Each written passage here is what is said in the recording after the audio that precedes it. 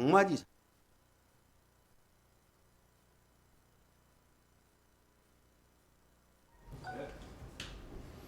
네, 시청자 여러분 안녕하세요. 예, 오늘 이성만 의원님과 함께하는 여의도 소식 시간입니다. 안녕하세요. 예, 안녕하세요. 네, 오늘 이성만 의원님 반갑습니다. 오셨습니다. 예, 네. 반갑습니다. 우리 시청자분께 먼저 인사 좀 하시죠. 뭐 상황도 지금 상당히 급박한데 우리 어떻게 해야 될지 좀 한번 그래서 말씀해 주세요.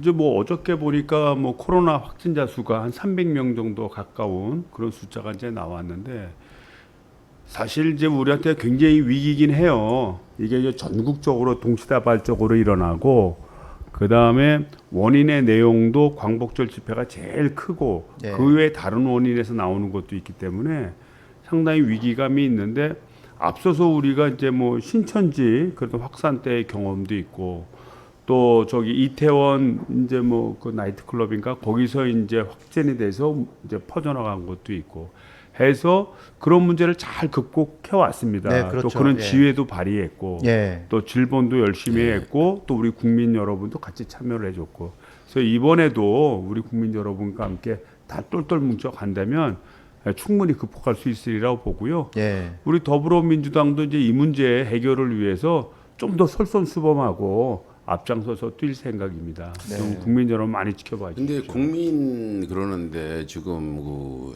사랑제일교회 정광훈 예, 예. 목사 신도들이 보건소에서 어제 KBS 보니까 진단 받으러 오라니까 보건소 못 믿는다. 그래가지고 엄청 그 전화 통화를 뭐 이상한 영상이라고 KBS에서 올렸고 오늘 보니까 보건소 직원이 거기 참석한 거 알고 진단 받으러 오라니까 안 가니까 찾아간 거예요. 찾아갔더니 침을 뱉고 너도 걸려라 그러고 몸을 자꾸 문지르고 아이고. 이런 상황은 이게 우리 국민들이 협조를 잘 해왔는데 신천지도 이러진 않았는데 왜 이런 일이 벌어지고 있을까요? 그러니까 저도 이제 기독교인의 이제 한 사람인데 이제 이런 기독교인들의 어떻게 보면 일부 기독교인들이죠. 이분들의 행태가 사실은 우리 기독교 전체에 큰 영향을 줄 거라고 봐요. 어떻게 보면 나라의 법을 지켜야 되고 다른 사람의 안전과 생명을 존중해 줘야 되는데 그 기독교의 기본적인 원리조차 저버린 채 행동하는 거는 마음이 아프고요. 사실 이제 저도 이제 이 교회에서 이제 목사님 설교 받을 때 뭐 우리 젊은 친구들이 뭐 이렇게 기독교를 좀 폄하해서 뭐 개독교다 예. 뭐 이렇게 얘기를 하고 굉장히 뭐 특수 집단화 돼 있고 자기들만의 이익만 추구하는 집단이다 이렇게 이제 매도하는 경우가 굉장히 많은데 저는 이번에 그 정광훈 목사 사랑제일교회 이 사태로 인해서 그런 의식이 막 퍼져나갈지 않을까 그 좀 걱정이 돼요.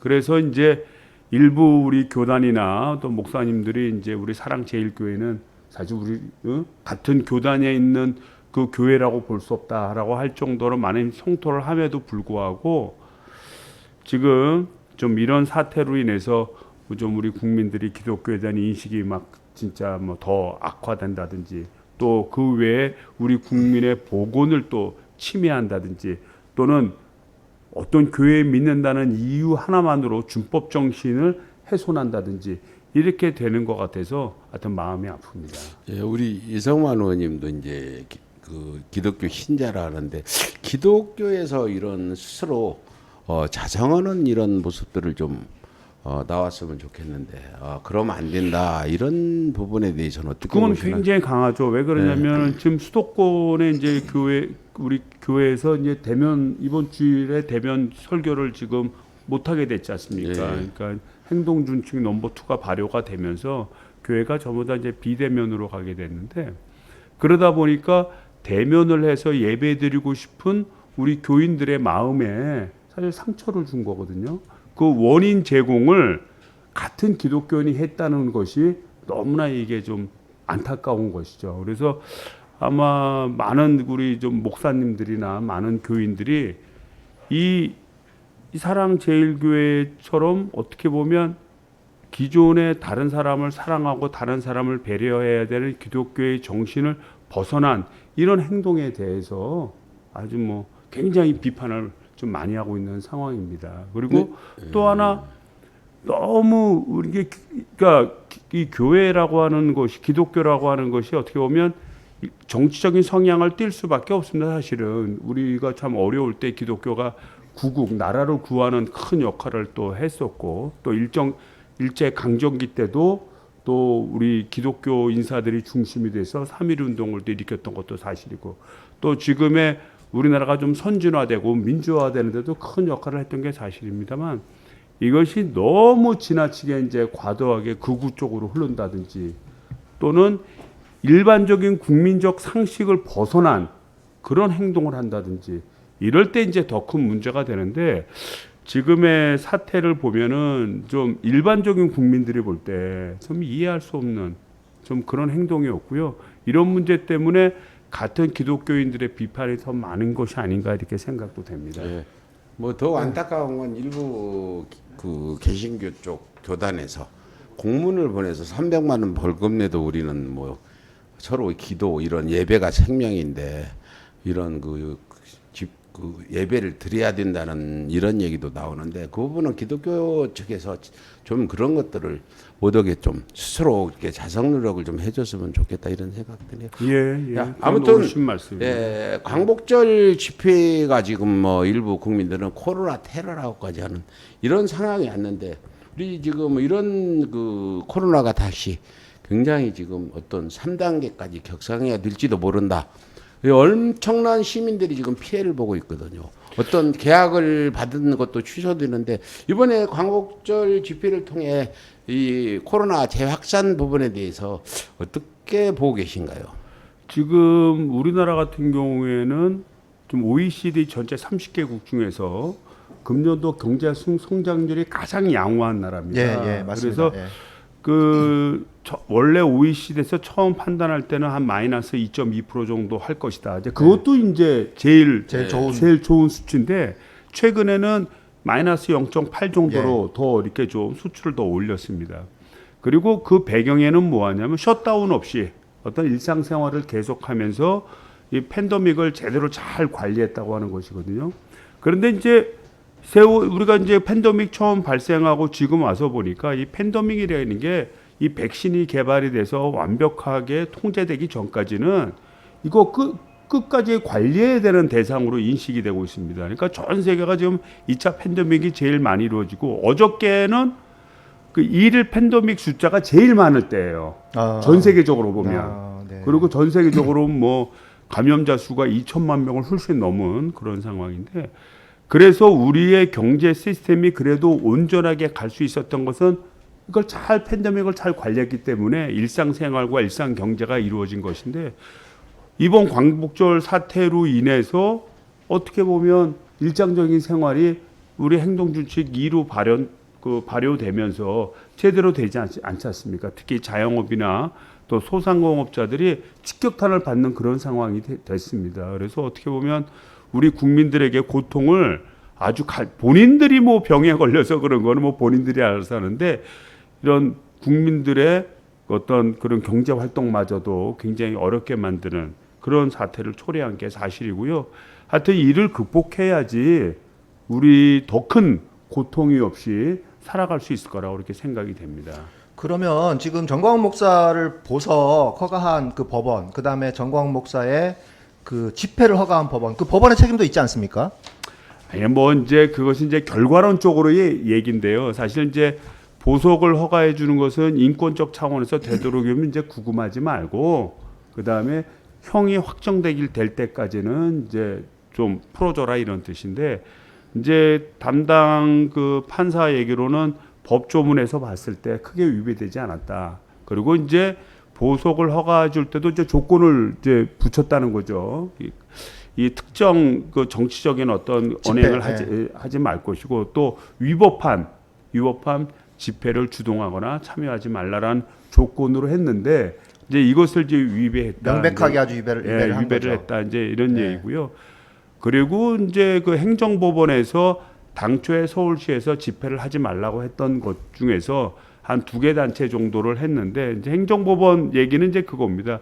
이제 최소 인원 한 100명 이내. 100명에서 200명. 100명 뭐 이내에서 한다면 뭐 해도 좋다. 뭐 이렇게 했는데 실제로는 뭐 수천 명이 모인 거죠. 그러니까 그 행정법원이 하고자 하는 의도와 상관없이 이를 실행한 사람들이 법을 위반해서 행정법원의 명령을 위반해서 했다는 것입니다. 그런데 예를 들어 화약고 옆에서 담배를 좀 피우겠다고 저는 법원에다 신청한 격이란 말이에요. 지금 이 코로나 사태는 전 세계적인 이런 엄중한 이런 역병 사태인데 그런 판사라면 그 정도 화약고가 들 거는 화약고 옆에서 너 담배 좀 피우게 법원에 가서 못 피우게 하니까 잠시 담배 좀 피우겠다. 담배만 피우고 갔으면 문제가 없는데 그게 화약고에 불이 붙였단 말이에요. 담배꽁초를 버린 거죠. 버렸는데 이 부분에 대해서 책임을 져야 된다. 도덕적으로라도. 그래서 이제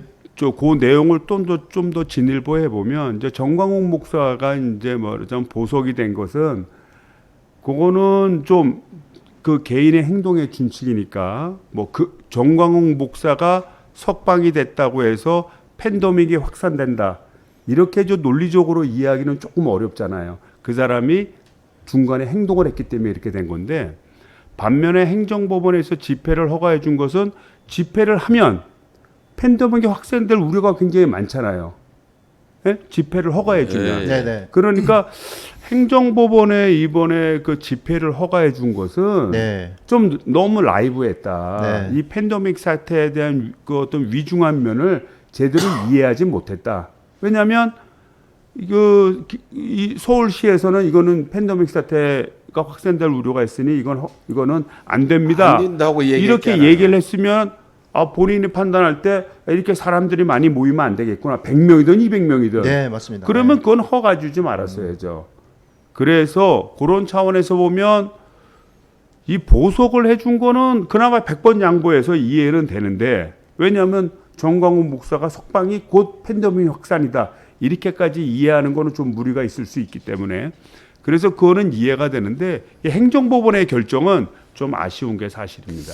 근데 뭐 그렇잖아요. 사람이 어떤 일을 진행하면서 어떤 판단을 해서 결정을 해서 그 결정에 대해서 어떤 피해도 없고 오히려 좀 좋았으면 좀 결정의 생각이 좀 짧았다 하더라도 이해가 되는데 지금 전광훈 목사라는 사람은 보석 이후에도 계속 바로 지금 코로나를 퍼뜨리는 행위를 해왔고 이걸 보석 취소하는 검찰도 그렇고 법원에도 그렇고 그래서 이번에 지금 화살들이 이게 지금 사태가 확산되면 그런 어떤 법원이나 검찰의 태도에 대해서도 국민들이 굉장히 원성이 자자할 것 같은데요. 그거는 좀 문제가 될 수 있어요. 뭐냐면 이제 4월 20일 날 예. 보석이 됐는데 4월 20일 날 보석이 되고 나서 이 사람이 팬데믹을 확산시키는데 주요 역할을 할 것이다. 이런 추론은 이제 못하죠. 당시에는. 근데 나와서 그런 의미의 행동을 했다든지 집회를 주동할 것 같다든지 하면은 빨리 잡았어야지. 그렇죠. 그러니까 저는 오히려 그 보석을 허가한 판사보다는 보석을 허가하고 나서 관리를 제대로 못했다. 그 허가해준 법원도 그렇고 또 검찰도 예의주시를 했어야 그러면 되거든요. 당연히 검찰이 예의주시해서 허가 취소를 하는 거거든요. 예의주시를 해야 되고 또 하나는 뭐냐면 8월 15일을 앞두고 정광훈 목사가 이런 대규모 집회를 할 것이다라고 하는 것이 상당 부분 예고가 됐던 그럼요. 거거든요. 상당히 오래 그러면 전부터. 그 예고됐던 거를 인지됐다고 한다면 그때 검찰에서 확실히 조치를 취했어야 되는데 그 검찰이 그런 조치를 취하지 않은 거는 좀 그건 비판의 소지가 있다고 봅니다. 국회에서 그런 부분의 문제는 한번 따져봐야 될 부분 아닌가요? 법사위나 이런 관련 상임위에서. 그건 당연히 따져볼 수 있죠. 네. 당연히 따져봐야 되고 네. 법원의 판단이라는 것이 고유한 판단이긴 하지만 그렇다고 해서 이미 판단 내려진 결과에 대해서 적절하냐 부적절하냐의 비판은 항상 있을 수 있는 겁니다. 그래서 그 문제에 대한 이것이 올바른 결정이었는지 이 문제에 대해서는 한번 되짚어 볼 필요가 있다고 봅니다. 우리 이상만 의원님도 기독교 신자라는데 저는 이해 안 되는 부분이 이제 정광훈 목사잖아요. 예. 그러면서 목사라는 건 어떤 교육을 통해서 예수님 말씀같이 원수도 사랑하고 이웃을 사랑하고 이렇게 하라 했는데 이 전광훈 목사라는 사람이 이번에 집회를 강하게 듣나 심리 파악을 해보면 왜 이런 집회를 강하게 듣는지 그 부분에 대해서 저는 도저히 그게 파악이 안 되고 어떻게 해석이 안 되는데 어떻게 보고 계신가? 왜 전광훈 목사가 이런 상황에서 그 집회를 하게 됐는지 저는 뒤에서 뭔가 부추기는 세력, 돈을 대주는 세력이 있지 않나 이런 의문이 드는데 어떻게 보시나요? 뭐 그렇게까지는 모르겠고요. 하여튼 정광훈 목사는 일단은 굉장히 한쪽으로 쏠린 전체적인 평양을 굉장히 그 내세웠고 그 다음에 이제 그 단상에 했던 표를 보면은 뭐 문재인 대통령 뭐 네. 탄핵이 곧 방역이다 뭐 이렇게 네. 그러니까 마치 문재인 대통령이 바이러스인 것처럼 네. 이렇게 이제 묘사를 해왔던 것이 사실입니다. 그러니까 지나치게 정치적으로 이게 현 정부를 비판할 수 있어요. 그거는 대한민국인이라면 누구나 비판할 수 있지만 그 내용의 수위를 보게 되면은 이거는 비판의 정도를 넘어서서 완전히 뭐 진짜 공개적인 비난과 저 온갖 욕설을 다 한 꼴이 되거든요. 이거는 좀 문제가 있죠. 그렇다고 한다면 우리 기독교가 진짜 발전되려고 하고 건강해지려고 한다면 내부적인 자성론이 미리미리 빨리빨리 일어났어야 됩니다. 진즉 일어났어야죠. 진즉 일어나서 이거는 좀 문제가 있다. 그래서 실제 그런 움직임이 있었던 것도 사실이에요. 그래서 지금 한기총 회장이지 않습니까? 그래서 한기총에서 많은 그 교회들이 탈퇴를 한 것도 사실입니다.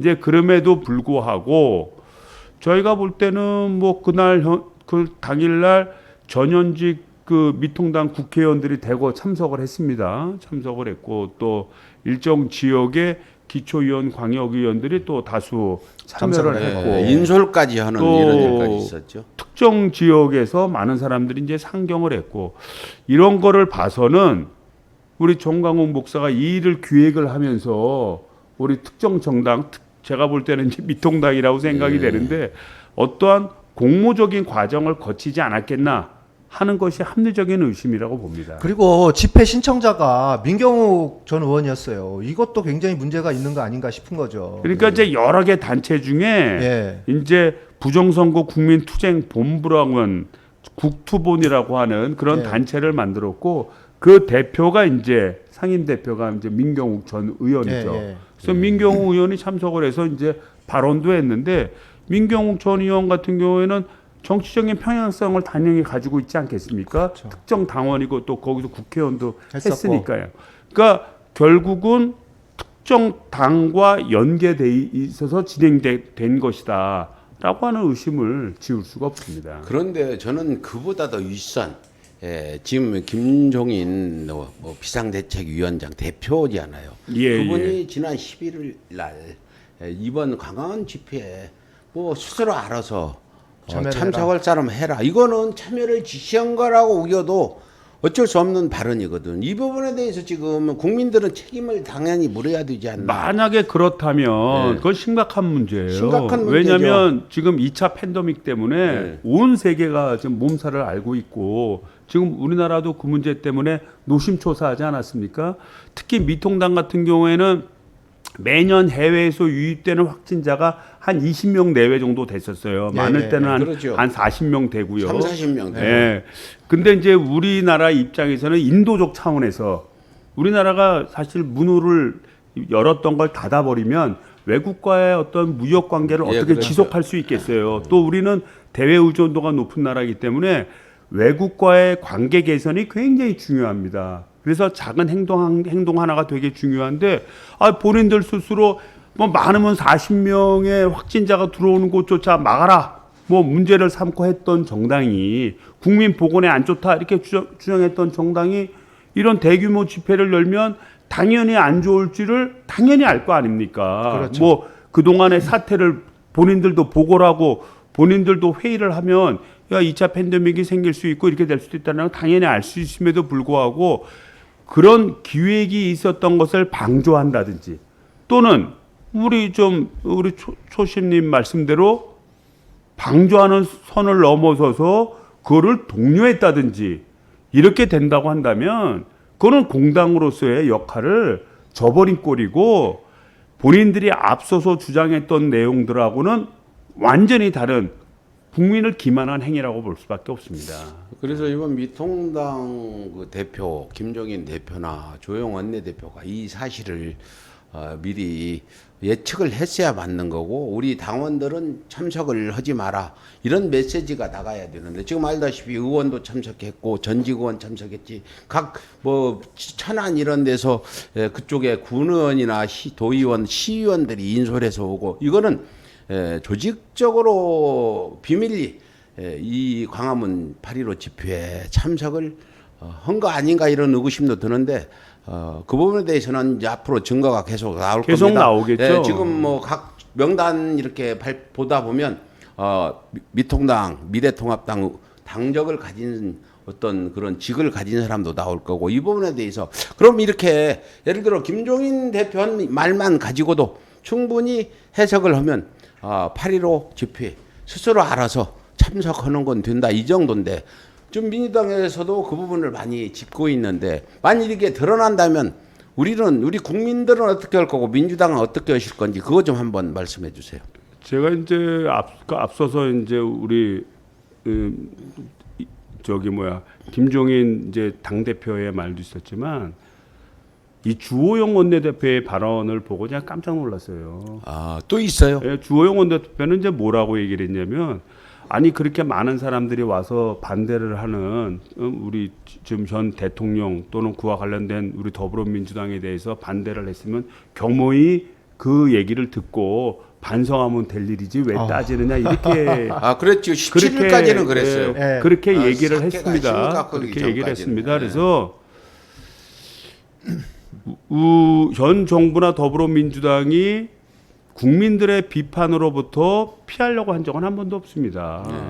당연히 국민적 비판을 받아야 되고 국민의 선택을 받은 자가 국민이 비판하는 소리를 외면한다고 한다면 그거는 진짜 공당으로서의 문제가 있는 거죠. 다만 이번에 건은 국가적인 비상사태이고 또 이 일을 통해서 우리나라 경제가 큰 타격이 있을 걸로 예상이 되니까 이거를 좀 다음에 해라. 지금은 안 된다. 라는 취지를 적극적으로 옹호하는 발언을 한 거거든요. 이 말의 뜻에 따르면 정치와 관련돼서 비판하는 일이 있다고 한다면 그것이 팬데믹 현상뿐만 아니라 어떠한 현상이라도 반대를 하더라도 집회하면 된다. 이렇게 받아들일 수밖에 없는 얘기거든요. 이거는 굉장히 위험한 얘기고 기본적으로 나라를 안전을 보호하기 위해서 지켜야 될 기본 질서를 무시해도 된다고 얘기하는 꼴입니다. 네, 맞습니다. 예. 예? 이게 예전에 그 이명박 정부 시절에 툭 하면 뭐 준법 정신이 없고 법치주의가 어떻고 이렇게 국민들을 법에다가 올마 매고 했던 협박하고. 그런 정당에서 예. 이제는 진짜 우리 대한민국의 안위를 위해서 국민의 생명과 안전을 위해서 지켜야 될 룰 자체를 위배해도 된다는 듯한 표현을 한다는 것은 참 원내대표로서 좀 이해할 수 없는 발언이고요. 참 무책임한 발언이라고 저는 얘기할 수밖에 없습니다. 네, 맞습니다. 아울러서 우리 초시님 질문 말처럼 이제 만약에 이제 객관적으로 이 증거가 수집이 돼서 이게 뭐 예를 들자면 그 수위의 정도에 따른 내용이 다른데 만약 미통당에서 뭐 예를 들자면 고의적으로 악의적으로 사람들을 모집을 해서 서울까지 보내서 이런 일을 하는데 중심적인 배우 역할을 했다. 이렇다고 한다면 저는 이 문제는 파헤쳐야 된다고 봅니다. 이 문제는 파헤쳐야 돼요. 뭐 특검이나 특검이 됐든 뭐가 됐든 이 문제는 파헤쳐야 되고요. 만약 그 정도는 아니고 뭐 특정 세력이 이런 거를 주도하는데 만약 미통당이 뭐 좀 보수적으로 참여하는 그냥 따라가듯이 참여하는 정도로 참여했다. 이렇다고 한다면 그때는 분명한 정치적인 비판을 받아야 됩니다. 오히려 정치인들이 상징성이 굉장히 크지 않습니까? 예. 정치인들이 스스로 법을 지키지 않으면 어느 국민들이 법을 지키겠습니까? 그래서 이 문제에 대해서는 그 수위의 정도를 쭉 판단을 해서 수위 정도를 가지고 이거는 진짜 법적 심판대에 올릴 문제인지 아니면 정치적인 문제로 갈 건지 아니면 국민이 판단하게 기다릴 것인지 이런 수위를 결정해야 된다고 봅니다. 근데 저는 이해되지 않는 부분이 8월 11일 정도면 8월 초부터 이 집회가 서울시에서 하지 말라 위험하다 이렇게 해서 그렇게 해왔잖아요. 그러니까 결국 민경욱 전 의원이나 이 사람들이 행정법원에 그런 그렇죠. 심판까지 받았는데 미통당 입장에서는 최소한 이런 걸 예상할 수 있지 않아요. 최악의 상황을. 충분히 그런 당이라면 정책 충분히 예상할 예상할 수 있는데 네. 대표가 자유롭게 참여해라 이렇게 얘기하고 그쪽에 미통당 시 쪽에서 시의원들이 인솔해서 온 부분 만약에 이걸 한번 뒤집어서 민주당에서 이런 일을 벌였다면 미통당이 어떻게 나왔을지 저는 벌써 손피켓 들고 민주당 해산하라고 국회에 나와서 데모하고 앉았을 건데 그걸 좀 보고 민주당도 좀 더 강력하게 공격을 해나가는 게 맞지 않나 이런 생각이 들거든요. 뭐 이제 지금까지 나온 거는 이제 미통당은 일단 우리가 문제를 삼았죠. 문제를 삼았는데 이제 본인들은 관계 없다. 이렇게 이제 발표를 한 겁니다. 발표를 했고 지금 자연스럽게 여러 가지 이제 제보 사항도 있게 되고 또 체증된 결과들이 이제 막 나오지 않습니까? 나오니까 그 결과에 대한 내용을 보고 판단을 해서 이제 수위를 결정하면 될 일이라고 보고요. 그 다음에 이제 저도 이제 원내 부대표니까 원내 회의를 참석하지 않습니까? 그러면 매일 우리가 일주일에 2번의 이제 회의를 하게 되는데 매일매일 회의의 과제 중에 하나가 코로나 문제입니다. 그래서 코로나의 상황을 쭉 보고를 해요. 쭉 관련돼서 좀 코로나는 어떻게 진행되고 있고 지금 어느 정도 관리하고 있는데 위험 요인은 뭐고 어떻게 될지 좀 걱정이다. 이거를 이렇게 될지 몰랐다라고 얘기하는 것은 그건 진짜 만약에 그렇다면 이렇게 될지 몰랐다는 게 사실이라면 그거는 국가 돌아가는 거에 대해서 미통당은 아무 관심도 없었다는 얘기와 똑같습니다. 그러니까 모르니까 이제 그렇게 했다 이런 얘기인데 제가 궁금한 게 미통당도 어떤 최고위나 이런 데서 당연하죠. 코로나 같은 얘기를 전혀 안 했다는 거 아니에요 지금.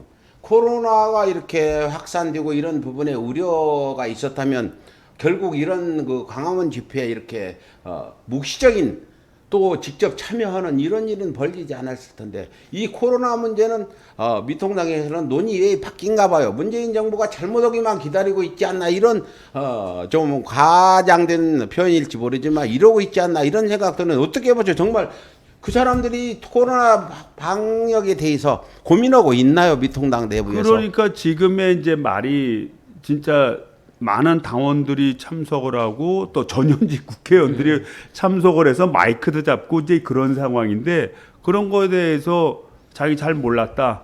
뭐 또 이렇게 코로나가 확산될지도 몰랐다. 이렇게 얘기하는 것은 지금 국가적 가장 위험 요인 중에 하나인 코로나에 대해서 전혀 관심이 없었다는 뜻과 똑같습니다. 손톱만큼이라도 관심이 있었다고 한다면 이거는 그런 행동이 일어나지 않도록 자제를 했어야 되고 또 이런 광복절 대규모 집회 모임이 있게 되면 코로나가 확산될 우려가 있다라는 우려 표명까지는 했어야 돼요. 그렇죠. 전혀 그런 생각이 없었다라는 얘기는 국가 운영, 국가가 지금 어떻게 돌아가고 어떤 게 위험 요소이고 이런 문제에 대해서 전혀 관심이 없지 않았나 이렇게 추론할 수밖에 없습니다. 근데 더 제 표현으로 가정스러운 거는 이런 지금 국가 위기 재난 사태에서 김종인 대표가 갑자기 뜬금없이 광주 가서 무릎 꿇고 사죄를 한다고 갔는데 아니 내부에서 광주 문제에 대해서 그 문제를 일으킨 사람들 하나도 어떤 징계도 제대로 안 하고 갔는데 이거는 눈길을 다른 데로 돌려보려는 그 초라는 분의 얄팍한 술수가 아닌가 제 표현입니다. 그저 가정스럽다 아침 방송에도 얘기했는데 이 상황에서 가서 그 짓을 해야 맞는지 보는데 어떻게 보세요? 왜 이 뜬금없이 가서 그러고 나섰는지 왜 그랬을까요, 그거? 오늘도 이제 저희들이 이제 정책조정회의를 하면서 우리 윤관석 우리 삼선 의원님이 이제 이 문제에 대해서 얘기도 좀 발언을 좀 했었습니다. 근데 그냥 우리 입장은 그렇습니다. 순수하게 진짜 그동안 엄청난 5.18 민주화 운동에 대해서 폄하를 하고 망언을 해왔음에도 불구하고 당대표가 와서 또 당의 이름으로 참 이거에 대해서 반성하고 사죄한다라는 표현 그 자체를 진짜 존중하고 싶어요. 존중하고 싶고, 두 번째는 그렇다고 한다면 이런 사죄를 하셨으니까 앞으로 그런 일이 없도록 이제 방지를 해야죠. 방지를 하고, 그 다음에 과거에 망언을 했던 사람들, 뭐 징계까지는 아니지만 그래도 이제 구두로라도 그런 일이 좀 없기를 바란다라는 또 표현이 더 필요하다고 봅니다. 그래서 진짜 우리 초심님 말씀대로 그냥 이게 좀 사태가 급박해지니까 피하기 위한 꼼수로서 뭐 쓰지 않았나라는 의심도 뭐 해볼 수는 있지만, 또 한편으로는 아니 한 100% 이해해서 존중하고 싶기도 해요. 왜냐하면 이번 기회에 5.18 민주화 운동이 가지는 그 가치성만이라도 좀 양당이 좀 합의를 봐서 차후에는 이러한 일이 일어나지 않는다면 그 자체도 의미가 있지 않겠나 이렇게 생각하기 때문입니다. 네, 이 의원님께 제가 말씀드릴 부분이 있는데, 예, 맞습니다. 강화문에 나온 그날 경찰 추산 한 5천 명이라고 그러고 자기 추진 한 2만 명 된다는데, 이 사람들한테 5.18을 가서 이야기하면 전부 빨갱이 난동이랍니다. 예, 여론이라는 건 우리 그 국회의원들이 이렇게 합의한다고 되는 게 아니라, 저렇게 지금 대한민국 한 30%는 광주 민주화 운동에 대해서 저렇게 뭐 오해를 한 건지 잘못 해석을 한 건지 또 잘못 배운 건지는 모르지만, 지금 강화문 나온 사람은 그날 가서 광주 민주화 운동하면 몰매 맞을 정도로 이런 험악한 상황이거든요. 이런 부분에 대해서도 좀 미통당이 그걸 제대로 사과를 하고 과거에 잘못된 걸 인정하려면 자기 당원들한테도 이런 건 이렇게 하면 안 된다는 메시지를 내야 되는 거 아닙니까?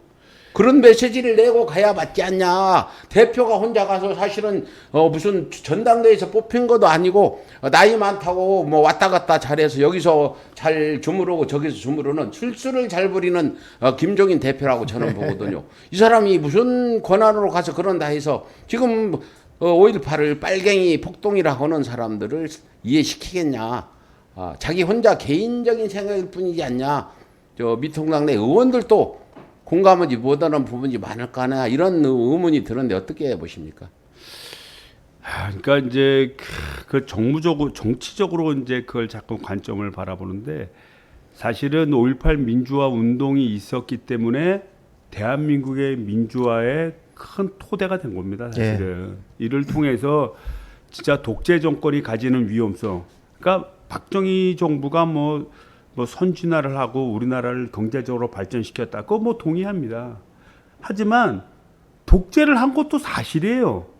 뭐 죄 없는 사람 구금에다가 말이지 고문하고 말이지 간첩 또, 조작하고 또 간첩 조작하고 멀쩡한 대학생들 잡아다가 말이지 불임 사건 뭐 그런 거 아닙니까? 고문하고. 그것도 만약 그런 시대가 지금도 계속됐었다면 우리한테 얼마나 불행입니까? 그 연골고리를 끊어주는 중요한, 수많은 악행이 있었지만 연골고리를 끊어주는 중요한 사건이 광주 민주화 운동이었던 거예요. 수백 명이 목숨을 잃어가며 인간의 기본적인 가치를 위해서 싸웠던 겁니다. 이것이 어떻게 보면 밑거름이 돼서 우리 국민들이 공감대를 가지고 가는 것이고, 이에 대해서 국민 모두가 동일한 생각을 가진다고 할 수는 없어요. 사람들마다는 뭐 자기 마음으로 사상의 자유가 있어서 스스로 생각하는 건 뭐 어떡하겠습니까? 그러나 이를 떠받들고 이를 민주화의 기본적인 그 원동력이었다고 인식하는 많은 사람들끼리 함께 힘을 모으고 이거를 점점 더 우리 후세대에게 점점 더 올바르게 가르쳐주고 또 이어갈 수 있도록 확장시켜 나가는 것이고요. 제가 볼 땐 그렇습니다. 과거 때부터 시작을 해보면 그래도 많이 인식률이, 광주 민주화 운동에 대한 가치에 대한 인식률이 조금이라도 높아지는 것은 사실인 것 같아요. 그런 점에서 봤을 때 우리 대한민국 그래도 희망이 있고, 그리고 우리 대한민국이 진짜 민주화에 2차 대전 이후에 식민지로부터 해방된 나라 중에서 유일하게 거의 민주화를 이룬 나라인데 그런 가치를 이어갈 수 있겠구나 라는 생각을 합니다. 그래서 그 사람들 개인의 뭐 어떻게 생각하고 비판하는 거 그거는 그거대로 뭐 따져야겠지만 분한 마음을 갖고 따져야겠지만 그래도 우리가 전체적으로 이 가치 의식을 만들어 간다는 거 그거에 저는 의미를 두고 그것이 더 많은 국민들이 함께 할 수 있도록 만들어가는 게 중요하다고 봅니다. 그렇다면 이제 국회에서는 5.18 역사 왜곡 금지법이나 이런 부분들이 빨리 통과가 되고 이제 해야 되겠네요, 처리를. 아니 이미 5.18 그 민주화 운동에 대해서는 네. 그 보존화 운동 그에 관련 특별법은 이미 네. 만들어져 있어요. 그거를 만들어져 있는데 왜곡하는 자들. 그 왜곡하는 하고 폄하하는 것이 하도 정치인들이 툭하면 네. 또 특정 정당에서 이러다 보니까 그렇다고 말하는 것 자체 갖고는 처벌할 수 없기에 이제 그런 논의가 이제 많아지는데 저는 그렇게 봅니다. 그 법을 만드는 것도 굉장히 중요하지만 그 법 이외에 우리 국민들의 의식이 그런 말을 하면 에휴 저런 미친놈 저게 말이 돼? 이렇게 될 수 있도록 우리의 어떤 기본적인 가치관을 더욱더 양성하는 문제가 더욱더 중요하다고 봐요. 우리 저 이 의원님 말씀 맞고 여기 이제 시청자분들은 뭐 강하게 해야 된다는데 정치라는 건 대화, 타협도 필요하고. 협상해서 결과를 내는 게 정치지. 정치는 어떤 경우에도 결론을 내야 되잖아요. 뭐 표결을 하든 대화를 해서 협상을 하든 내야 되는 부분이라 정치 하시는 직접 제도권에 들어가신 분들은 이렇게 어떤 좋은 쪽으로 가는 방향을 말씀해야 되고 저 같은 뭐 운동하는 사람들 이런 사람들은 계속 전진하는데 국회의원 전체가 전진해서만은 발전이 없는 거라 그 부분은 여러분들도 정치라는 거는 결과를 만들어내는 협상을 해야 되는 부분이다. 그리고 이렇게 또, 보시면 되는 거죠. 또 그렇게 또 인식이 또 필요한 게 예. 비록 지금 그 우리의 5.18 민주화 운동에 대해서 거부감을 갖는 그 사람도 대한민국 국민일 수 있거든요. 예. 그렇다고 그 사람 보고 당신 너 떠나서 다른 데 가 살아라 이럴 수는 없는 거고. 요즘에는 그러고 싶은 심정에 그럴 수 보건소 없고 직원한테 코로나도 걸려라 침뱉고 하니까 인내심을 가지고 나는 그것이 결국 인간적 가치를 만들면서 자기도 어떻게 보면 인간적으로 살 수 있는 기회를 주는 것이거든요. 하여튼 그렇게 만들어가는 것이 중요하다고 저희들이 봅니다. 앞장서서 뭐 싸움은 할 테니까 국회는 그 힘 가지고 좋은 결과물을 얻어내면 되는 거거든. 선거 때 이기고 정권 재창출하고 이렇게 가는 이런 일을 해야 되는데 그 계속해서 이제 정광훈 이 목사가 이제 그 어떻게 이 작가 그 어떻게 되는 거야? 치료 받으면 이 사람이 지금 또 나와서 재수검 해야 되지 않겠습니까? 그렇게 치료가 지금 끝나면. 될 것 같은데 일단은 보석을 허가해 준 거 자체가 예. 단서 조항이 있기 때문에 위법한 집회 이번에 새로운 또 범죄도 저지른 거로 지금 예. 보여지잖아요. 예, 그리고 또 여러 가지 이제 그 행동 준칙이 있거든요.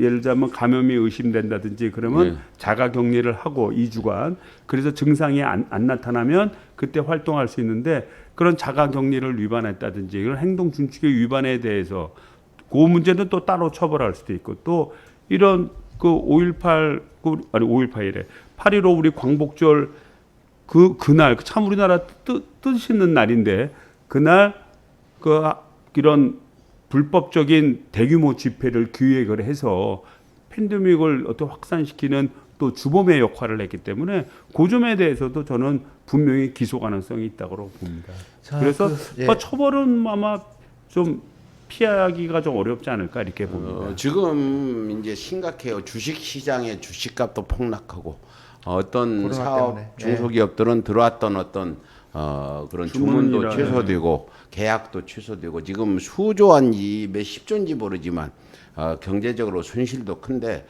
우리 심정은 이런 미통당이 뒷배 봐준 전광훈을 키웠잖아요. 지금 전광훈 사진을 보면 홍준표하고 손들고 찍었지. 특히 황교안하고는 동지를 맺었어. 황교안이 뭐라고 했냐. 우리 죽을 때까지 이렇게 한몸이다. 같이 싸우자. 그렇지. 주영호도 이렇게 만나서 한 거 있고 이 사람은 만일 민주당에서 이해찬 대표가 이런 상황에서 역으로 그렇게 만나고 다녔다 하면은 지금 아마 미통당은 난리가 났을 텐데 결국 전혀 만날 일이 또 없습니다. 아니 역으로 이런 상황이 됐다면 미통당이 어떻게 들고 나섰지 이런 상황인데 우리 생각에는 미통당 이번 기회에 해체해버리면 좋겠다. 다수의 국민들은 지금 한 70%는 그럴 거예요.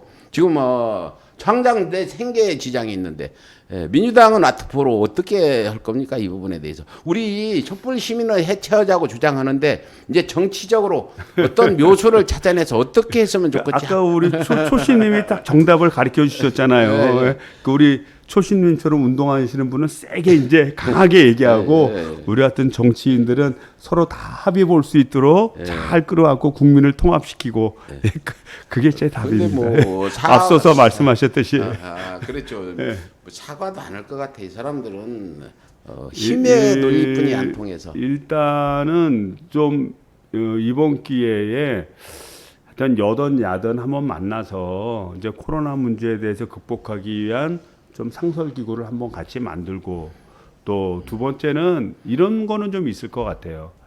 이 국민적 갈등이 좀 심하지 않습니까? 가치관의 차이도 너무 심하고 이거는 겉에서 보면 저분들이 우리 편이고 이분들이 저쪽 편이고 뭐 이렇게 느껴지지만 우리나라 정치 현실을 보면 결코 바람직한 게 아닙니다, 사실은.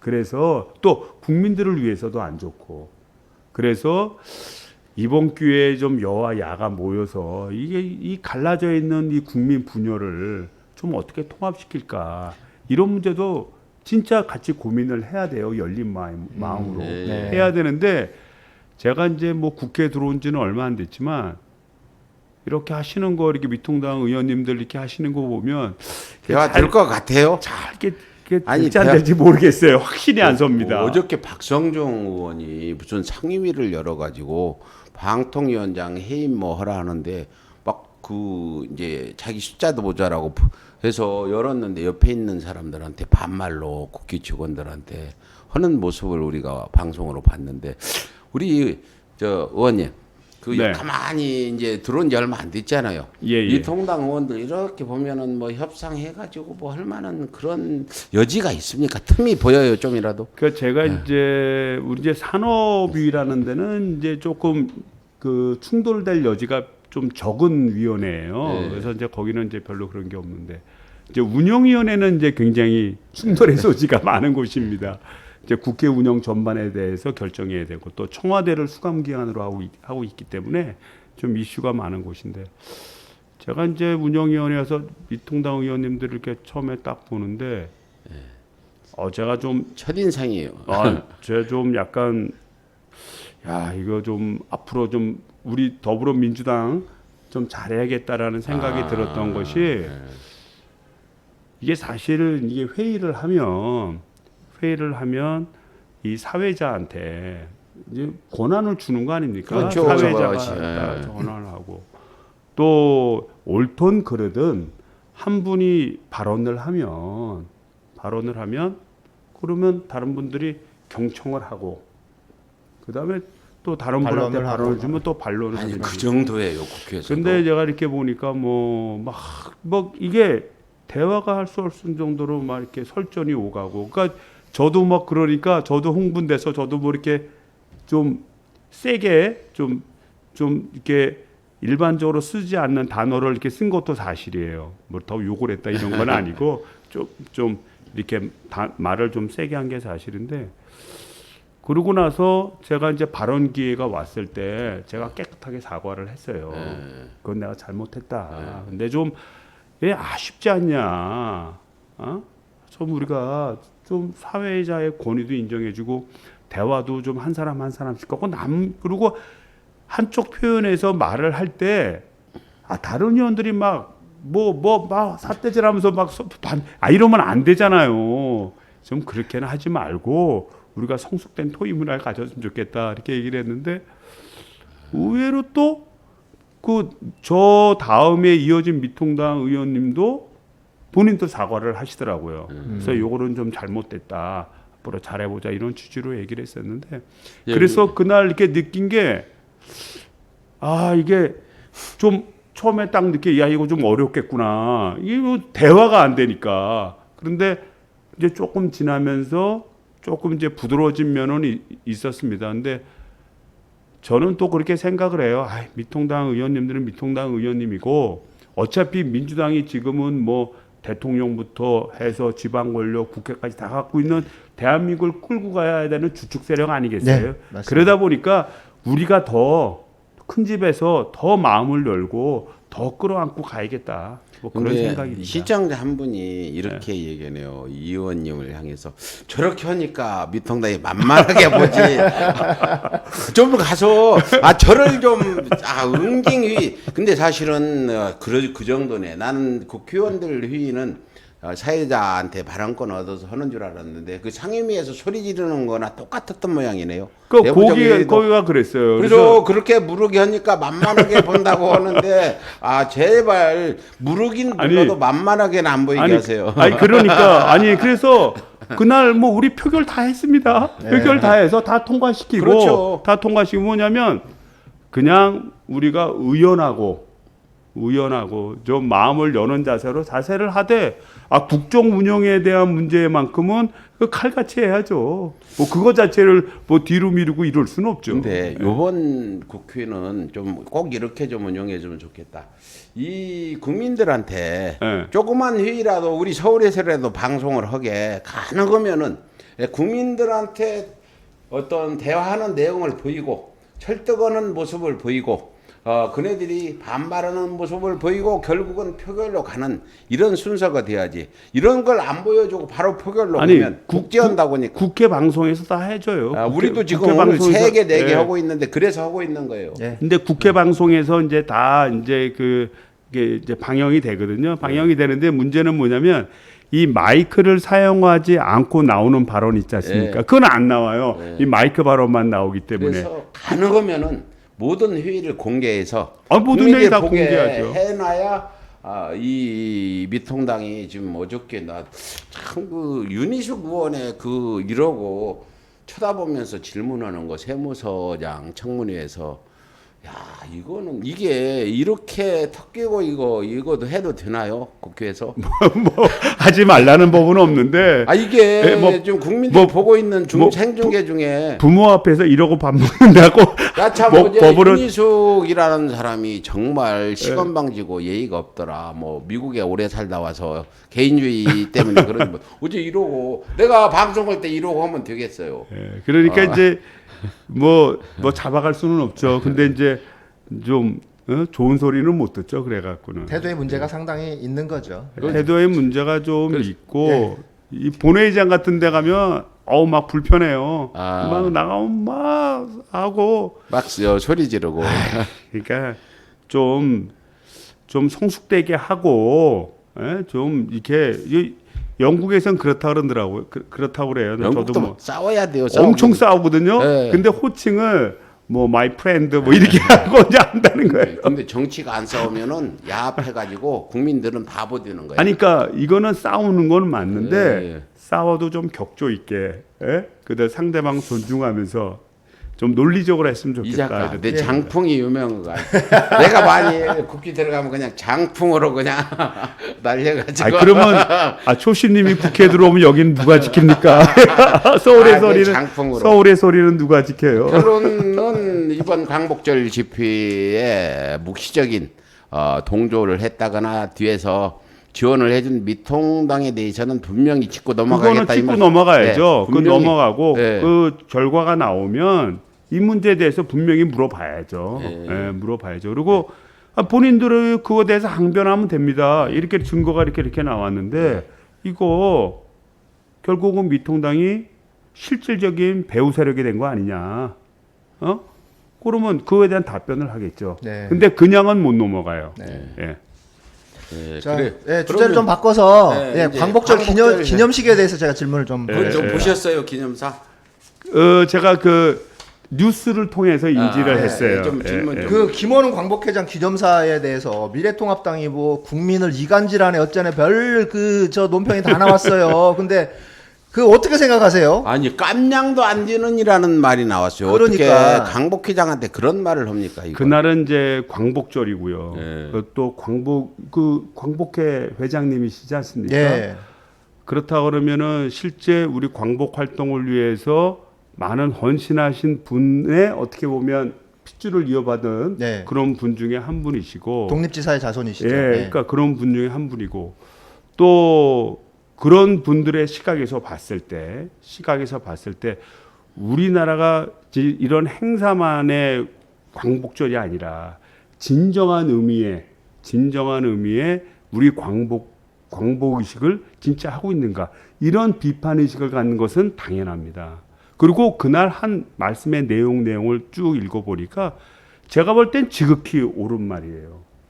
실제 그러지 않습니까? 예. 그렇죠. 실제 이승만 초대 대통령이 그 사람도 광복 활동을 친일파와. 한 건 사실이에요. 하지만 친일파와 결탁을 하고 그 결탁을 통해서 여하튼 10년간을 우리 대한민국을 통치해 왔던 거 아니겠습니까?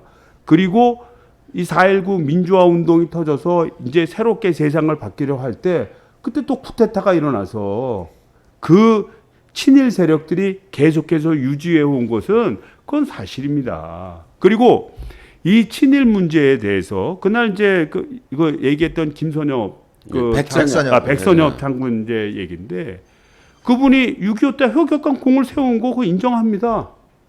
그거 인정해 줘요.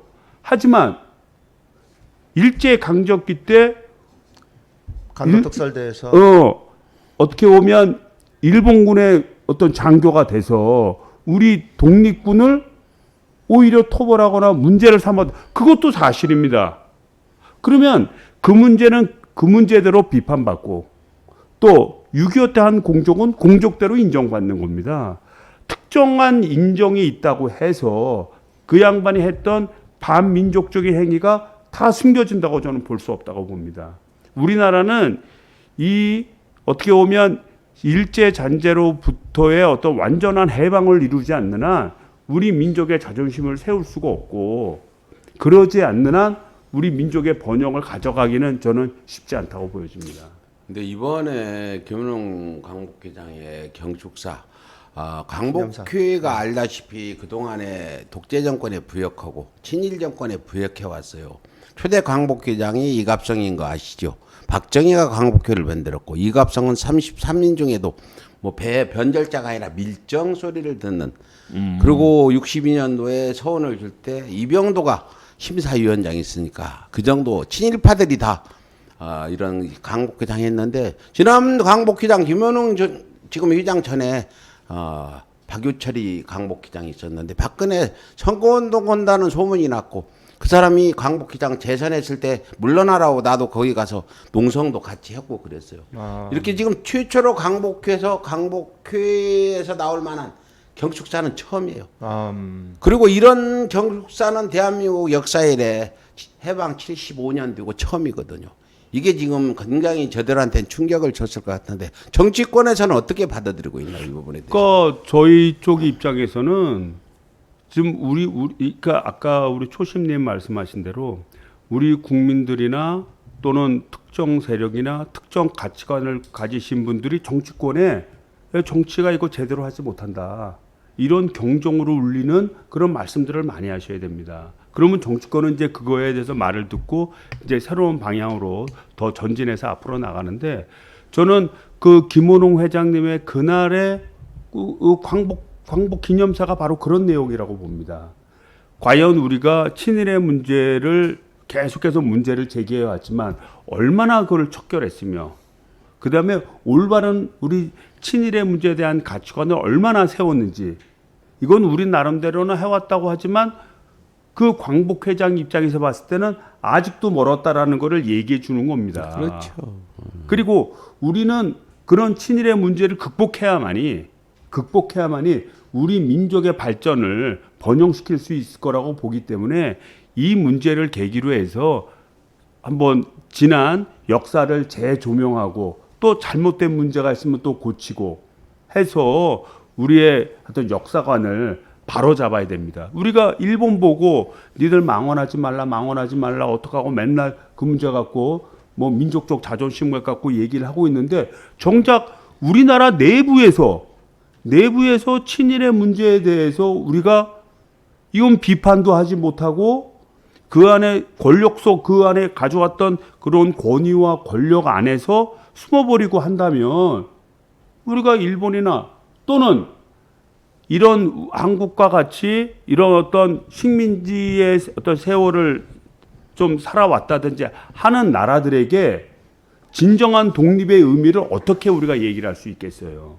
그래서 우리나라가 세계 속의 가치관을 세우기 위해서라도 지금 어떻게 보면 그 광복 후에 2차 대전이 끝나고 광복 후한 그런 나라 중에서 우리나라 같은 나라가 없잖아요. 없죠. 월남이 있었는데 네.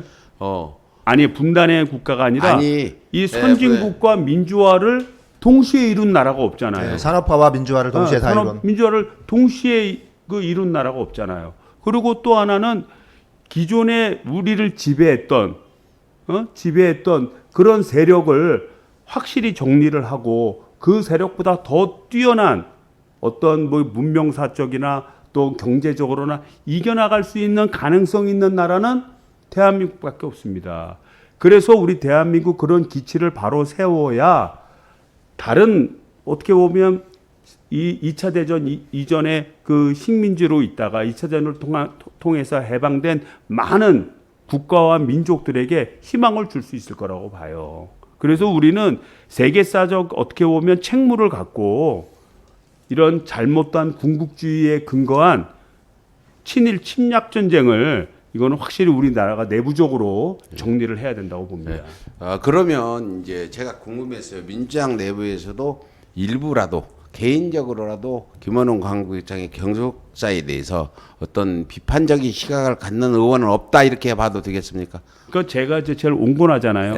제가 없으면 없는 겁니다. 없는 거죠. 여러분 시청자 여러분 제가 제일 걱정했던 부분이 또 일부 조모 씨 같이 뒤에서 툭 치고 나와가지고 뭐 그거 잘못된 거다 이렇게 하면은 또 대서특 들어오면 민주당 의원들이 전체가 그런 것만 해도 되니까 가시면은 제발 이번에는 그 광복회장의 경축사만은 민주당도 전부 지지하는 이런 모습을 보여주면 굉장히 제가 좋아할 이제 겁니다. 그 내용을 다시 문자화돼서 이렇게 봤는데 그 내용을 이렇게 들어보면 굉장히 미래지향적이에요. 지금의 어떤 과거의 잘잘못을 따져서 그 사람을 처벌하자 이게 목적이 아닙니다. 우리가 더 큰 미래로 나가고 우리의 어떤 국민을 통합시키려고 한다면 그러면 이런 친일에 대한 문제는 끝까지 우리 찾아가야 된다. 지금 프랑스가 그런 거 아니에요? 프랑스 같은 나라가 그렇게 하는 거 아닙니까? 지금 우리 시청자분들 보니까 지금 국민들이 엄청나게 분노에 지금 휩싸여 있어요. 코로나 문제 때문에 지금 그냥 때려 죽이자 여기 나와서 어느 분이라도 와서 저 미통당 저거 코로나 테러범 공범 이렇게 막 이런 그 말씀들을 듣고 싶어 하는데 우리 이성만 의원님은 제일 온건파이시고 해서 또 온건파 강원이 조합이 잘 돼야 뭔가 일이 되는 거잖아요. 그래서 특히 이제 정책 얘기를 많이 해야 되는데 사안인 만큼 지금 현 상황이 그렇다. 결국은 미래통합당의 광복절 부분의 문제는 확실히 민주당도 짚어야 된다. 제가 우리 시청자 말씀드리면 해체 수준까지 주장을 해야 된다.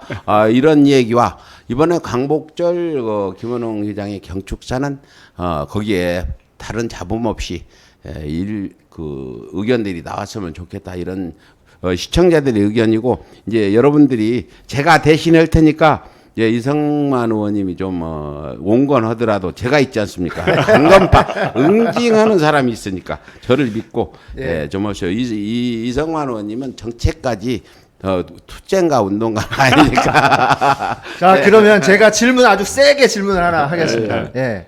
지금 이제 그러니까 추심님도 말씀하셨지만 지금 현재 저희 우리 시청자분들의 댓글의 반응은 민주당이 너무 미적거리니까 미통당한테 자꾸 얕잡아 보이는 거다 이거예요 지금 현재. 지금 그러면 예. 민주당은 미통당과 세게 싸워라 지금 이 얘기거든요. 지금 근데 제가 보기에 민주당이 자꾸 중도층의 눈치를 보기 때문에 개혁이 지지부진한 거 아닌가 이런 얘기도 있어요 사실. 지금 뭐 우리 계속 진행하고 있지 않습니까? 개혁을 지금 뭐 예를 들자면 지난번에 국회에서는 완전히 그냥 이거 두드려서 지금 처음 보는 거야 그거. 근데 이제 아무튼 지금 상황이 민주당에게 그렇게 많은 표를 몰아주고 자 저기 대통령 권력 그다음에 지방 권력 국회 권력 이렇게 다 몰아줬는데 도대체 눈에 보이는 가시적인 성과가 너무 잘 안 나타난다 이거죠. 코로나 집회 같은 것도 그렇고 뭐 윤석열이도 아직도 저대로 있고 공수처도 아직도 저대로 있고 이제 하니까 지금 우리 국민들은 되게 지금 많이 화가 나 있는 반응이에요 저기 댓글에. 그래서 그런 부분 때문에 민주당 지지율이 좀 떨어지고 또 열린민주당 있잖아요. 이 부분에서 한 5% 가져가더라고요. 예. 과거에 없던 거니까 현 민주당 지지율에 그 열린민주당 지지율은 옛날에는 합해 나오는 거거든. 예. 그래서 그 부분도 좀 그래서 그 지지율 부분에는 마이너스가 되는 부분이죠. 그래서 그 얘기했듯이 좀 이번 국민들은 지금 굉장히 화가 나서 강력하니 해라 이런 거죠. 계속 말씀하세요 우리. 예. 그래서 지금 앞으로 개혁, 그러니까 윤석열 검찰총장이나 이런 국회 차원에서 탄핵하자는 얘기도 있지 않습니까? 그리고 이제 공수처 설치, 검찰 개혁, 지금 이거 어떻게 앞으로 진행하실 건지. 윤석열이를 좀 이렇게 이번 국정감사에 끌어내다가 신랄이 가족 비리에 대해서 지금 어제 누구 오셨죠? 어제 이원욱 의원 여기 왔다 가셨는데 그분한테도 내가 근데 자기는 상임위가 아니라 그분은 못 오겠다 하는데 행안이나 네. 저기 이제 법사위에서 법사위에서 많이 행안위도 하죠. 하죠. 경찰 관련이니까 경찰도 조사 중이니까. 그러니까 뭐 경찰에 대해서는 하지만 네. 그렇지만 하지만 검찰에 대해서는 하진 않죠. 예. 그래서 지금 앞으로 이제 그 지금 그 민주당 국회의원분들 김두관 의원님도 예를 들면 그 윤석열의 탄핵을 국회 차원에서 탄핵하자라는 그런 얘기도 아니, 있었고요. 회의만 회의만 제출한다고. 제출하자 그런 얘기도 있었고요. 그다음에 뭐 또 몇몇 분들이 그런 의견을 또 계속 제시를 하고 있는 거고 요번에 최고위원 후보로 나가시는 분들도 몇몇 분들이 그런 의견을 제시를 하는 걸로 알고 있어요. 뭐 공수처 설치도 지금 지지부진한 상태고 그러니까 이런 부분들을 앞으로 민주당 차원에서 어떻게 이제 끌고 가실 건지. 일단은 뭐 공수처 이제 후속 3법은 네. 저희들이 다 통과를 시켰어요. 네네. 뭐 그것이 뭐 대단한 건 아니고 원래 이제 7월 15일 날까지 네, 마감돼 있는 거를 이제 연장이 돼서 나중에 공수처장이 임명할 때까지 시간을 벌어주는 건데 이제는 이제 공수처 추진단도 이미 2월달에 설치가 이미, 돼서 만들어졌고요. 이제 공간이나 이런 건 다 잘 만들어가고 다 있고요. 만들었나요 사무실이? 예, 이런 건 다 만들어져 네. 있어요. 사람이 없어서 그렇죠. 사람이어서 그렇지. 공수처장으로 저를 네. 좀 불러주면 잘. 그래서 이제 지금 남은 거는 이제 공수처장을 임명하는 거거든요. 네. 근데 공수처 그 처장 추천위원회가 있습니다. 예. 그 위원회에서 결국은 임명을 하게 되는 건데 문제는 이제 그게 7분이잖아요. 7분 중에서 뭐 3분은 뭐 행정처장, 뭐 법원행정처장 또는 뭐 변호사협회장 등 당연직 3분이 계시고 여당에서 둘, 야당에서 둘, 네. 그래서 7분으로 구성이 되는데 이제 추천을 하려면 여섯 분의 동의가 있어야 돼요. 공수처장, 예. 공수처장이 6명. 예, 공수처장이 임명이 돼야 뭐 네. 장이 임명이 그것도 돼야 법을 바꿔버려요. 한 4명으로 하는 걸로 과반수로. 예. 아니 그래서 이렇게 돼야 되는데 지금 이제 국회의장님께서 계속적으로 이제 추천을 해라. 계속 좀 요구를 하고 있는 상황입니다. 저희들은 이미 추천해서 이제 올라가 있는 상황이고요. 그래서 그 추천이 되면 이제 바로 진행이 될 텐데 만약에 계속적으로 추천하지 않는다. 네, 그럼 추천하지 않는다. 계속 그러면 이제 그때는 뭐 저기 뭐야 입법 과정을 거쳐야 되겠죠. 그래서 네. 법을 법을 바꿔서 추천하지 않을 때는 뭐 나머지 인원의 몇 명으로 한다라든지 해서 좀 조절을 해야 될 거라고 보여지고요. 예. 그 다음에 제가 이제 공수처와 관련해서 자꾸 이제 좀 일부 오해가 있는 것 같아서 얘기를 하는데 원래 공수처를 설치하는 거는 야당이 요구를 해야 되는 거예요. 맞습니다, 그거는. 예, 야당이 예. 요구를 해야 되는 건 뭐냐면 우리 국민들도 민주당에 유리한 게 공수처 그 신설이라고 보는데 그게 아닙니다. 검찰총장은 대통령이 다 임명하지 않습니까? 반면에 공수처장은 아까도 얘기했지만 여당들, 야당들 3명이 당연직이 있지만 7명에서 6명의 합의를 통해서 그 공수처장을 임명해야 되기 때문에 야당의 의견을 듣지 않을 수가 없는 구조로 가지고 있습니다. 왜냐하면 공수처장은 주로 정치적인 문제를 많이 조사할 것이기 때문에요.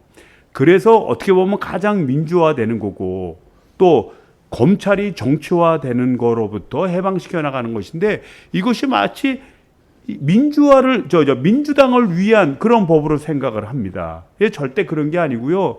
진짜 우리 국민들이 비대해진 검찰로부터 보호받고 정치화되는 정치 검찰로부터 보호받기 위해서 만든 거거든요. 그래서 그런 충심은 좀 알아주시고 만약에 이 문제에 대해서 야당이 계속 2명을 추천하지 않는다.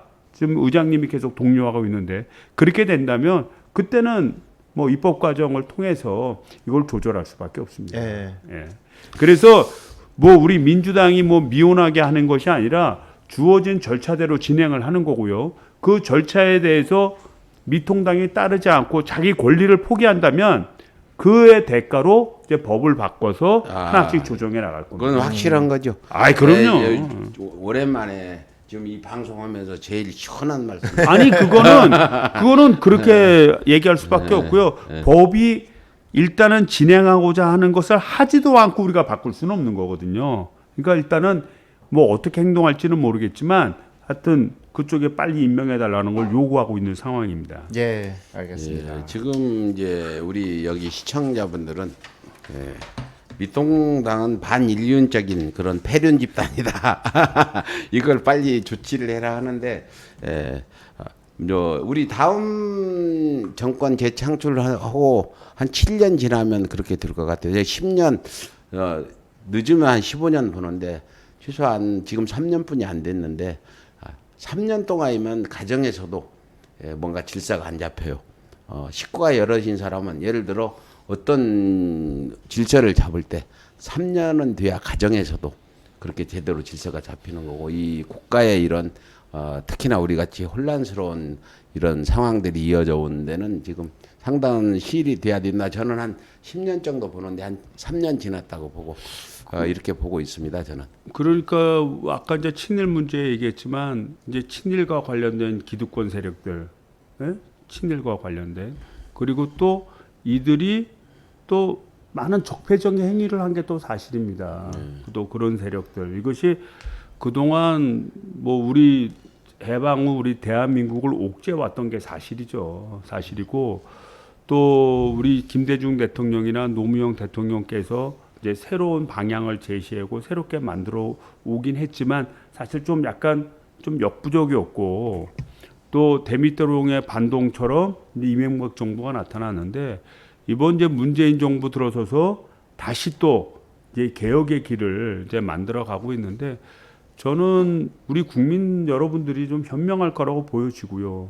또 저도 더불어민주당의 국회의원이라는 게 너무 자랑스러워요. 그쪽에서 정치한다는 게 대한민국의 미래를 여는 것 같고 그래서 우리 국민들과 함께 힘을 모아 간다면 예. 충분히 그렇게 할 거라고 보여집니다. 지금 여기서 저기 그 지지율은 걱정 마시라. 우리 촛빌 시민이 받쳐줄 테니까 국회 가시면 일해라. 지지율 그거 올라가고 내려오는 거 신경 쓰지 마시라. 그럼요. 이런 말씀도 지금 하셨네요. 이렇게 과거에 달리 특히나 우리 여성 그 유권자분들이 지금 굉장히 더 남자들보다도 개혁을 갈망하고 지금 앞장서고 굉장히, 있는 상황이라 더 다른 상황이에요. 그거는 지금 옛날 같이. 보면은 왜 일본은 저렇게 자꾸 국제적인 지위도 떨어지고 침체해 가는가? 그다음에 한국은 왜 이렇게 위상도 올라가고 막 위상도 올라가고 더 잘한지 이제 세계적으로 뉴스만 나오면 한국 뉴스가 꼭 낀다는 거예요, 이제는요. 그렇죠. 네. 그럴 정도로 세계 언론에 왜 관심을 받는가? 그거는 딱 극명하게 대비되는 게 일본은 과거에 했던 행태에서 손톱만큼도 벗어나질 않아요. 그렇죠. 과거에 당인 정신이라는 거. 과거에 있었던 그런 그 행태, 지금 야스쿠니 신사 뭐 이런 네. 게 다 그렇지 네, 않습니까? 맞습니다. 그거를 이 인류사적으로 어떻게 보면 다른 나라를 침범하고 고통을 준 나라가 스스로의 전쟁을 일으키고 자랑스럽게 여기는 거는 그건 일본밖에 없어요. 그런 의식을 가지고 어떻게 다른 나라와 교육을 하고 다른 나라와 친하게 지내겠다는 그런 의사를 표현할 수 있겠어요. 그러다 보니까 그 내부에서 변화의 흐름이 있다 하더라도 오랫동안 갇혀 있는 그런 의식 때문에 변화의 역동성을 가지지 못합니다.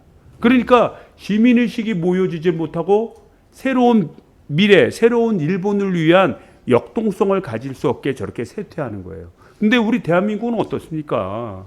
진짜 광우병 그 사태 있을 때 온 진짜 시민들이 모이고 또 촛불 시민들이 네. 모여서 탄핵을 네.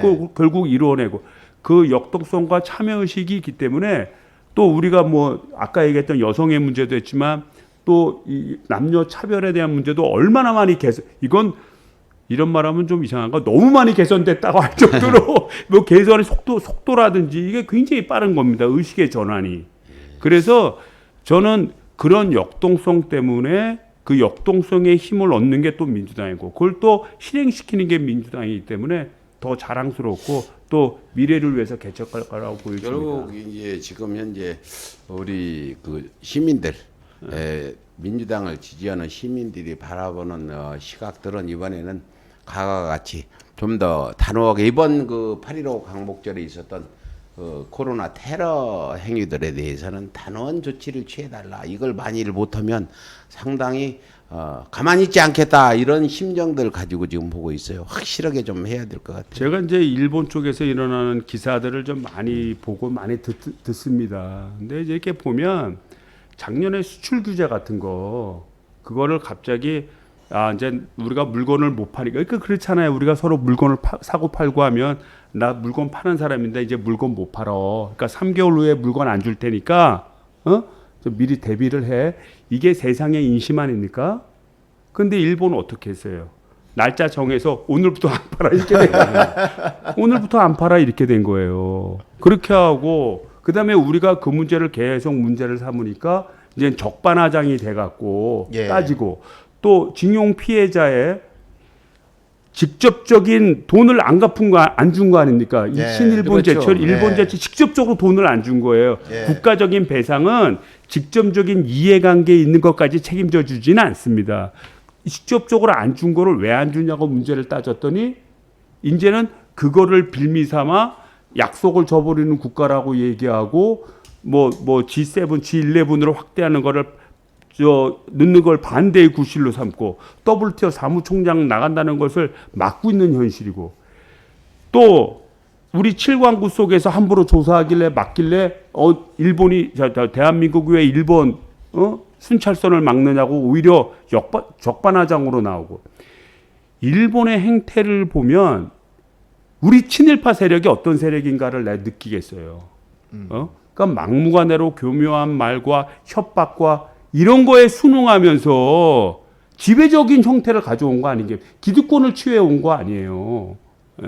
그래서 하여튼 이 문제에 대해서는 우리가 세계사적으로 우리 대한민국이 과거 잘못된 군국주의 지배로부터 벗어나서 더 위대한 국가가 되어야만 또 내부적으로도 그런 의식이 있어야만 다른 많은 약소국들한테 죄송합니다. 표현이 약간 좀 부적절한데 약소국이라보다는 대방 후에 새로 신성된 많은 제3세계 국가들 제3세계 국가들을 포함해서 신설된 많은 국가들에게 희망을 줄 거라고 보여집니다. 그래야 세계사는 발전할 거라고 보여져요. 하여튼 원체 지금 코로나 사태가 크니까 다른 얘기할 틈이 없어요. 요즘에는. 그래서 이번 코로나 사태가 확산이 빨리 마무리돼야 되는 오늘 경기도지사 이재명 지사도 긴급 이렇게 보고를 하고 행정명령 내렸죠. 대통령도 지금 오늘 문재인 대통령도 법 안 지키면 지금 시민들 심정은 경찰이 안 되면 군대라도 동원해라 이런 정도예요. 지금 이런 다급한 또 사실 현실로 다가오는 이런 부분에 대해서 국회가 좀 더 과감하니 이렇게 앞서 나가야 된다. 이래야만 민주당이 더 신임 받고 정말 그 어떤 선출직을 뽑아서 대통령을 뽑을 때 뭐 잘 다스리고 약한 사람 보호라는 데 더 큰 뜻이 있지만 사실은 악한 사람 벌주라는 의미도 있거든요. 나쁜 놈들 단죄하라는 거 우리 권한을 준 거니까 해야 된다. 그런데 민주당에서 지금 시간이 지금 많이 지났는데 바쁘시죠? 가셔야죠. 지금 1시간 반이 다 돼가는데 그래서 이번 이 사태에 대해서 어떻게 대처를 해나가야 될지 좀 한번 말씀해 주죠. 코로나 첫 번째로 코로나 이 사태 막는 거 이게 제일 중요하죠. 이건 뭐 누구 미통당 물러나라 해체하라가 아니라 먼저 막아야 될 건 코로나거든요. 이 부분에 대해서 어떻게 대책들이 잘 세워질 것 같습니까? 이건 뭐 저희들이 이제 보통 보면은 이제 핸드폰이 이게 기지국을 통해서 나가지 않습니까? 그러니까 이제 핸드폰을 전화 거는 순간 어느 기지국 근처에 있다.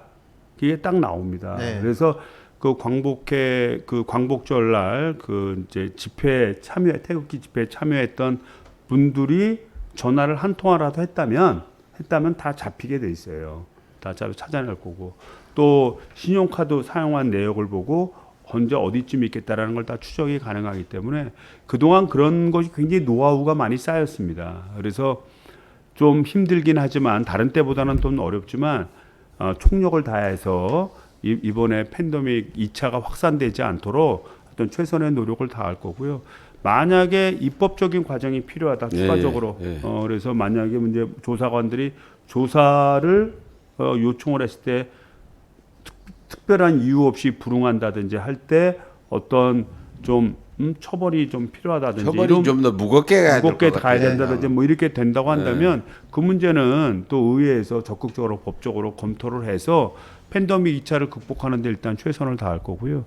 두 번째는 그런 과정 속에서 이제 미통당이 공당으로서의 어떤 위치를 잊어버리고 자기네들의 어떤 참 정치적인 이 세를 넓히기 위해서 이 국가의 위중한 사태를 잃어버리고 망각한 행동을 했다고 한다면 그 정도에 따라 더불어민주당도 적극적으로 대처해야 된다고 봅니다. 지금 오늘 문재인 대통령이 단호하게 대처한다는데 지금 경찰들이나 이런 사람들의 어떤 공무수행, 법 집행을 보면 정말 과거 박근혜 이명박 때하고 전혀 다르게 그 좀 단호하게 하지 못하는 부분에 대해서 그 부분도 좀 이번 회의에 내일 하시면 짚어주시고 그 정부에서 지금 단호한 얘기를 했으니까 국회도 거기에서 발을 맞춰서 이런 오늘 입장들도 좀 냈으면 좋겠어요. 김태년 원내대표께서 그 입장문을 냈어요. 그래서 좀 단호하고 엄정한 그런 법 집행을 바란다라는 요구를 했습니다. 예, 뭐 시간 몇 시까지 가셔야죠. 시간 어떻게 맞춰야 되나요? 끝으로 그러면 자 엊그저께 그 김대중 대통령 그 11주기 추도식이 있었지 않습니까? 추도식. 그 얘기 한마디 할까요? 혹시 뭐 김대중 대통령하고 개인적인 인연이나 이런 부분 있으세요? 뭐 그런 건 없습니다. 그런 건 없고. 근데 저는 이제 우리 김대중 대통령을 생각을 하면 어떻게 보면 그 진정한 의미에서 우리 국민적 지지를 받는 우리 진보 정치권으로서 최초로 이제 대통령이 이제 되신 분이잖아요. 그래서 뭐 지금 우리 해벽 정책이라든지 또 이런 걸 펼쳤고 또 우리가 대외 수지 흑자 기조를 완전히 이제 좀 갖추게 되고 그다음에 IMF도 극복을 하고 그다음에 여러 가지 뭐 사회적 개혁, 의료보험도 통합을 하고 여러 가지를 했습니다. 근데 그렇죠. 그 중에서도 우리 간과하지 말아야 될 게 경제적으로도 지금의 번영을 만들 수 있는 기초를 IT 산업이 최고죠. DJ 우리 IT 대통령 산업, 때 그때는 이제 뭐 묻지마 벤처 투자다 뭐 이렇게 해서 비아냥거리기도 했지만 그때 투자된 벤처 기업 중에서 뭐 네이버도 나오고 다음도 나오고 구글도 나오고 그렇죠. 대단했죠. 우리나라의 역동성을 만들어 간 겁니다. 지금 일본은 그런 게 없어요. 옛날에 있었던 2차 대전 이전부터 있었던 그 회사들이 지금도 있습니다. 새로운 회사가 발을 내딛지를 못해요.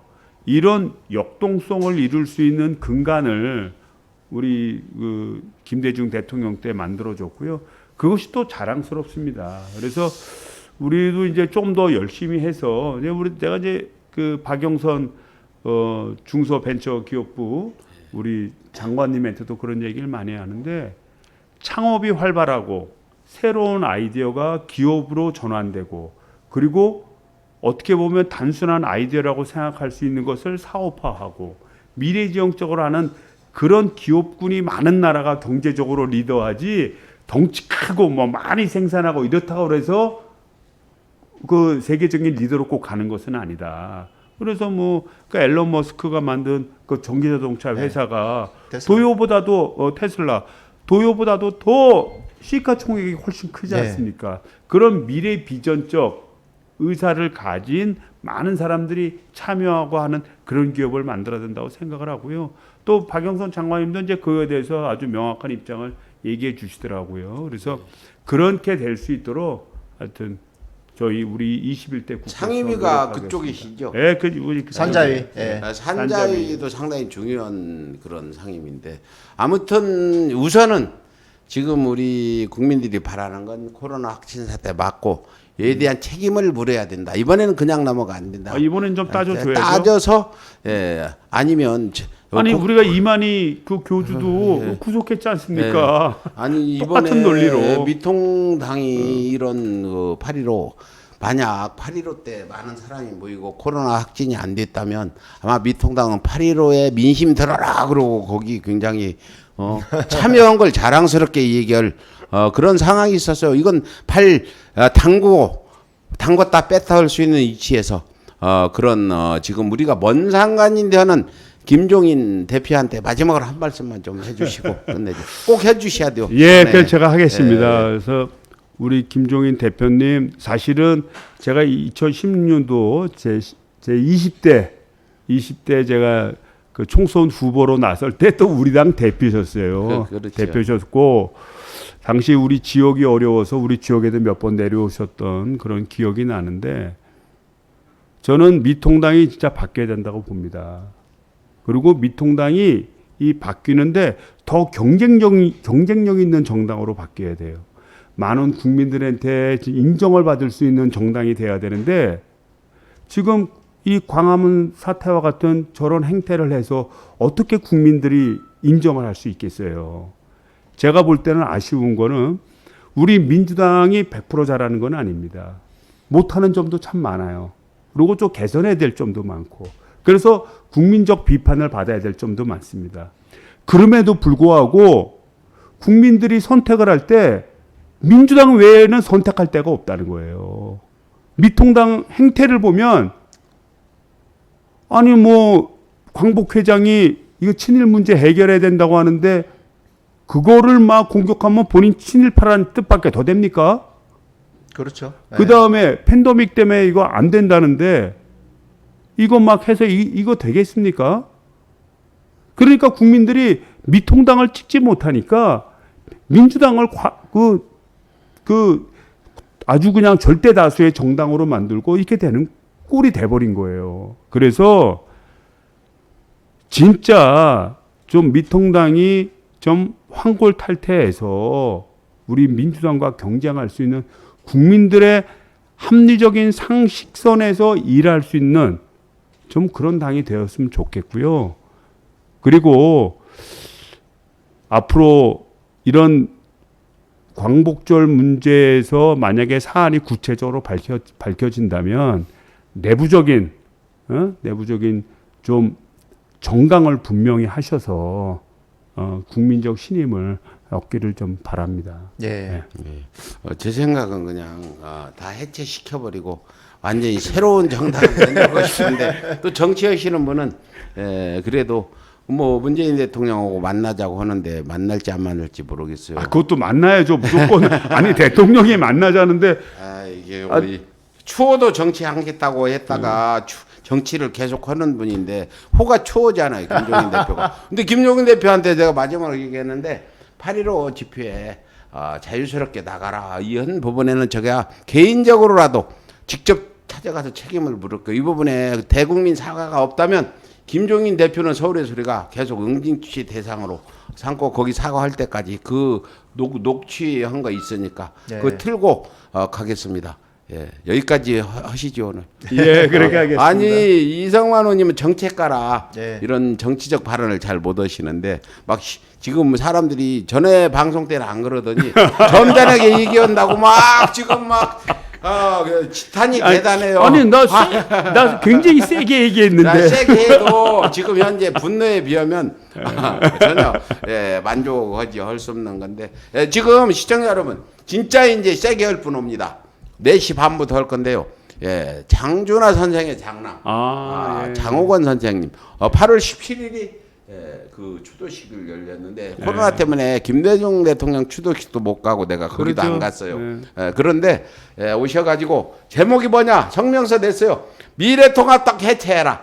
반민족 행위를 한 미래통합당 해체해라. 이 성명서를 어제 냈는데 제가 기사도 냈어요. 제목이 미래통합당 해체해라. 정말 세게 여러분들을 정말 여러분들이 좀 살살 하세요 할 정도로 이따 4시 반에 방송할 겁니다. 꼭 오세요. 여기서 방송 마치겠습니다.